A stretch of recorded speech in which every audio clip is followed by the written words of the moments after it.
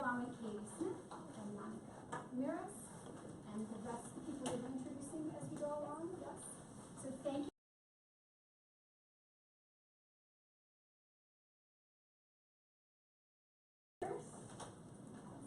And 8th graders. And parents.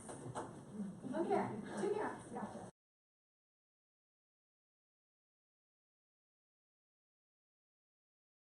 Free to discuss things as they want to discuss in an open, so you can stay or pop in the high school meeting. There's also a library down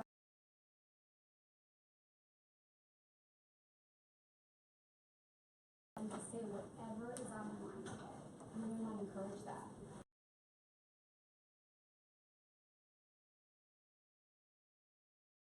Of sexual harassment. I want to tell you about a couple other events and contests that have to do with kids your age and even older people.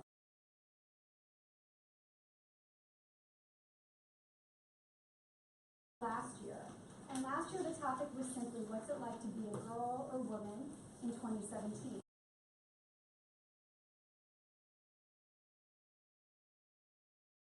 Yet, so we want to talk about that. We want to know, who do you think will be the first female president? What would you be like as the first female president? When we do have a lady in the White House that isn't the first lady, who's actually running the show, how do you think she's going to change our country? How do you think she's going to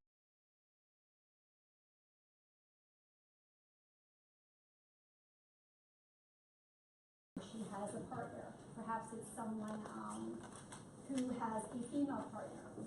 Whatever her relationship is with someone in the White House, what title should they have? What role should they play? Or if any? It's going to be very interesting down there when we do have a woman in the White House. If she has someone living with her, how they will be perceived. So that starts in March. It runs March 1st through March 31st. You can send in a poem. You can send in a rap. You can send in lyrics to a song. You can draw pictures. You can do pretty much everything, so not video. We're having it all online. You can enter through Google Docs, and we really encourage you to send something in. Last year we had over 100 entries. We had from kindergartners on up to retirees. It was really, really cool. We'll have a winner from middle school, from high school.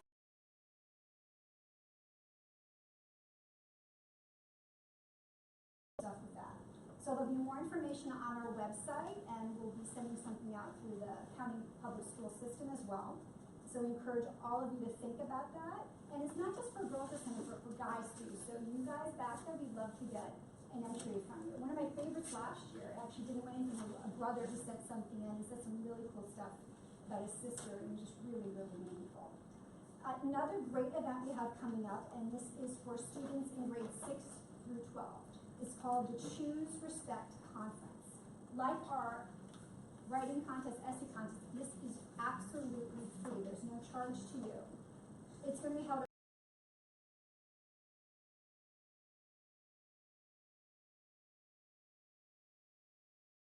and happy relationships. How do you get along with boys? Warning signs to look out for. Good things to look out for. We really encourage you to join us for that. And the cool thing about that conference is there is a video contest attached to that one, and there's a money prize. There's actually a top prize of $1,000 that you could win if you come up with I saw your eyes when I said 1,000. You come up with a really cool video, you could possibly win that. And so it's a really great contest coming up in April. So event coming up in April. So remember our contest in March and our Choose Respect conference in April. And today we really encourage you, again, to speak your mind, to talk like you talk with your girlfriends and your guy friends, and to really tell us what you really think about this subject. Because as you can see what's going on in society today, there's no better time to talk about sexual harassment. And also how the media influences what stories are put out there, what's not put out there. I work in television, and I've been in television for 25 years. I used to work in television. I used to be a reporter. I used to be a writer. I now work in television production. And really quickly, do any of you guys know the difference between television production and television news? Raise your hand, anybody? And lady?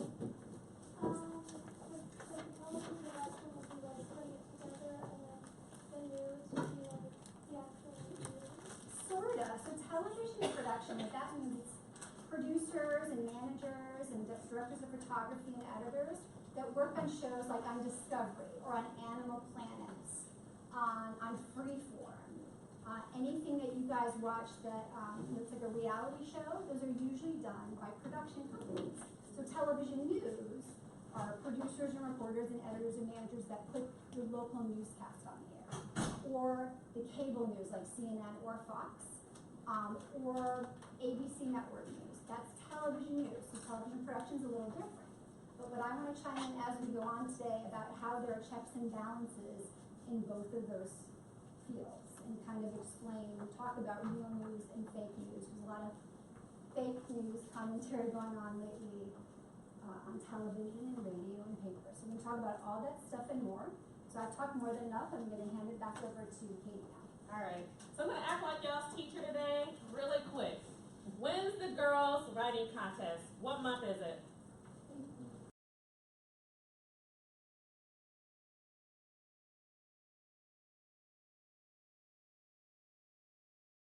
When's the girls' writing contest?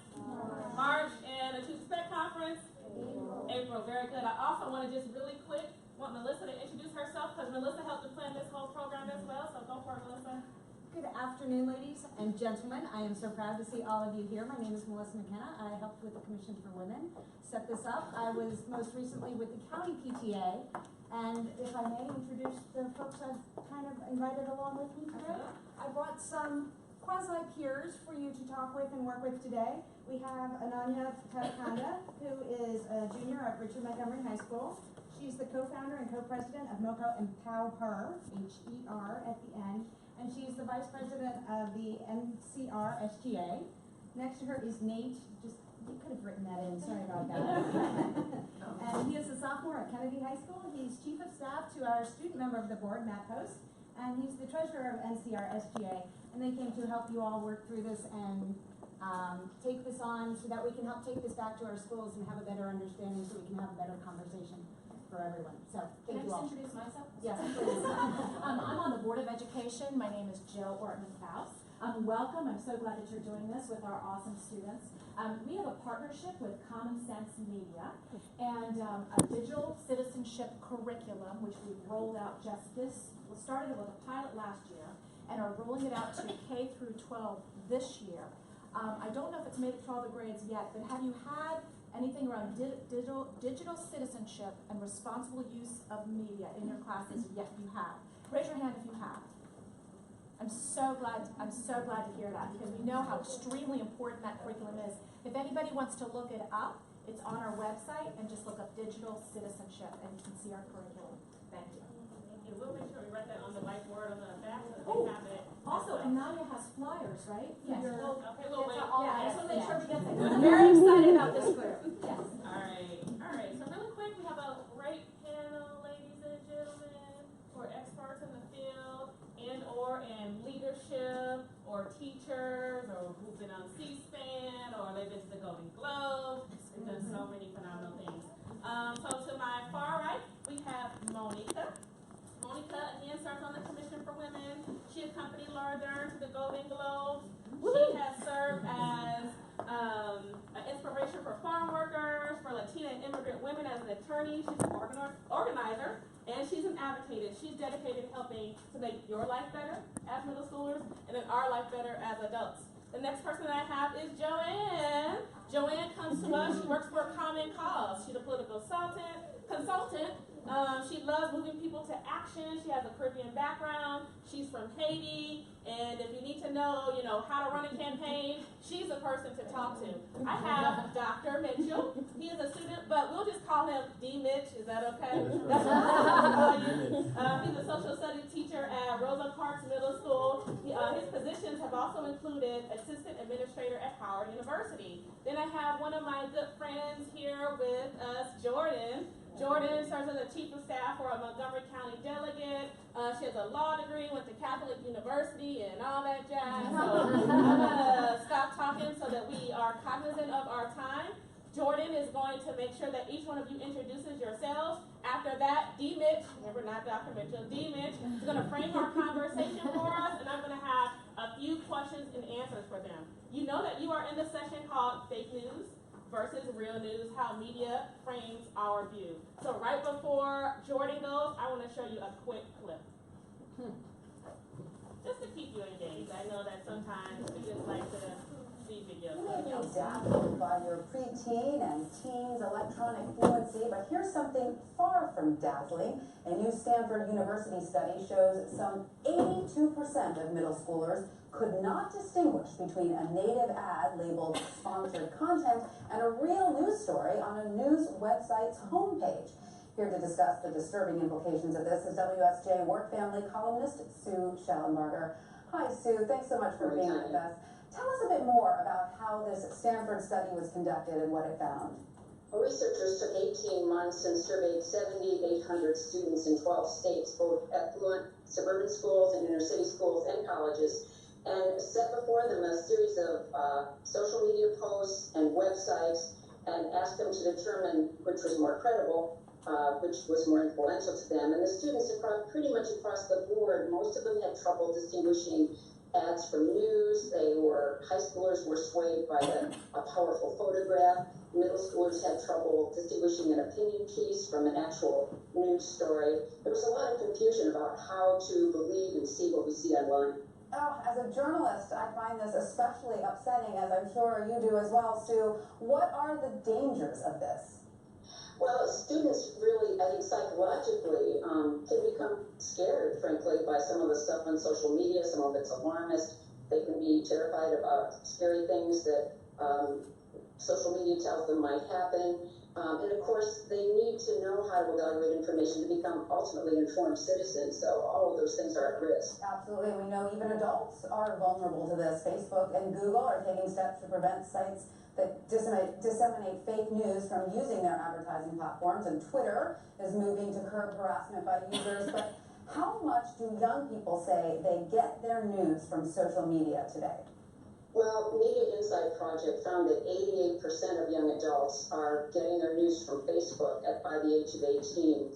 And we know that middle schoolers are spending 7.5 hours a day online, even outside of school. So it's really the lion's share. Absolutely. Wow. That's a lot. That's a lot of middle schoolers.